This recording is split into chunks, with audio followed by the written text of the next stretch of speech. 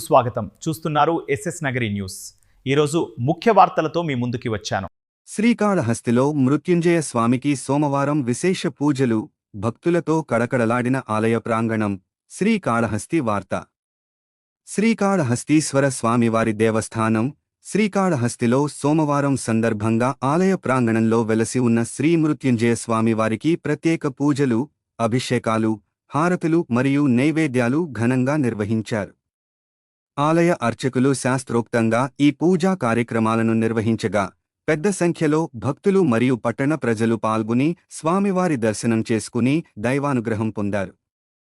శివనామ స్మరణలతో ఆలయ ప్రాంగణం మార్మోగిపోతూ భక్తి వాతావరణం ఉట్టిపడింది. మృత్యుంజయ స్వామి కటాక్షంతో భక్తుల జీవనంలో శుభం కలగాలని ప్రార్థనలు చేశారు.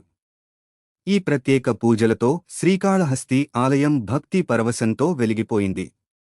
ఎస్ఎస్ నగరి న్యూస్ ఛానల్ను సబ్స్క్రైబ్ చేయండి.